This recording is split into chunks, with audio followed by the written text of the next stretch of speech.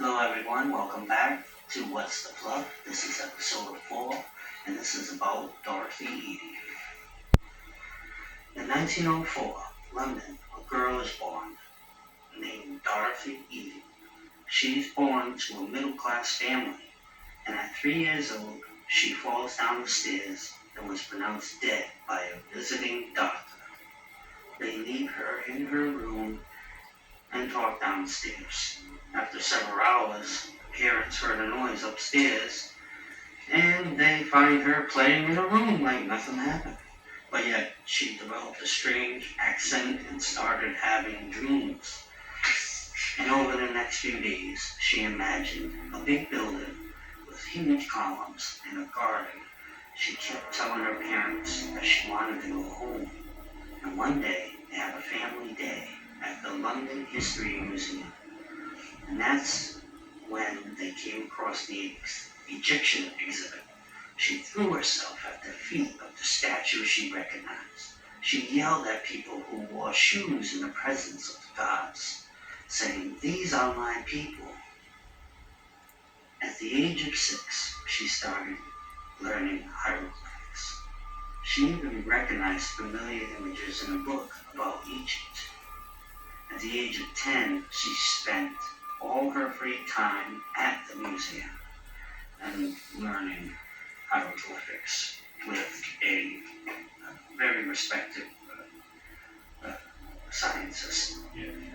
At age 27, she met an Egyptian and had a son named Seti.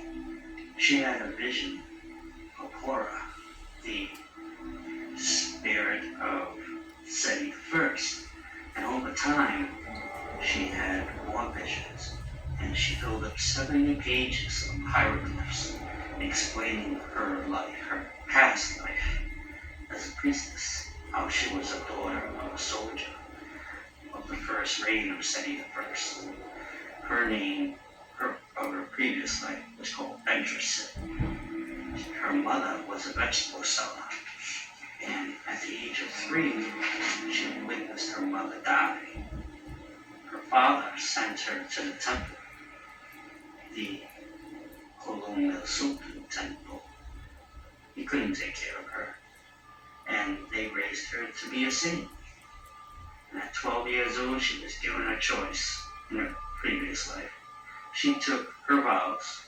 She did not want to go out into the real world and fend for herself. She chose to stay with the temple. So 2 years into learning her new role, she met Seti, and they became lovers, and they ate uncooked goose, the equivalent to forbidden fruit. She got pregnant and told the high priest who the father was. He then informed her that death was the for sure punishment, and there would be a trial, and she did not want to face the trial, so she killed herself. And after hearing all this, her new husband, Dorothy's husband in modern day, he couldn't take it anymore. He just took another job in Iraq, and he was gone. He couldn't handle the strange stories. He was unable to bear the tension and everything. They just broke up. And then Dorothy moved to a town with her son near the pyramids. And in 1956, she was offered a job, but received a job offer to work in Abidos. It was a less paying job, but it was her old home. She wanted to go. It was a draftsman job, low pay. She was 53. She changed her name to Seti, mother of Seti. It's the tradition where the mother names themselves after the eldest child. And she took this new job in Abidos, and the chief inspector of antiquities over there at the Temple of Abidos decided to test her. And he tested her 6 times just to, see. He didn't believe it. She was so good at remembering and predicting all these things, just with her memory, finding all these new locations. He wanted to put her to the test. And she passed with flying colors.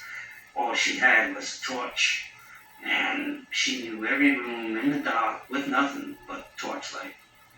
she helped rebuild sections of the temple. She found new locations just by remembering, and she would go to the temple every day and night, did her daily prayers and night prayers at the temple, brought offerings, uh, beer, wine, bread, tea. She would recite the laments every day, every night.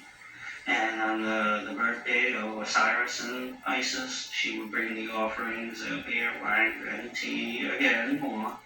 Uh, she deciphered hieroglyphs for years and impressed everyone. And April 21st, 1981, she dies. Yeah, she leaves behind so many people following in her footsteps. That as she trained so many people, they even allowed her to keep working after retirement age. Over there, they wanted her to retire at a certain age, and she was too valuable. They let her keep working. And she did a documentary close to the end of her life in the early 80s, 1980, 81, around there. And that was a good watch too.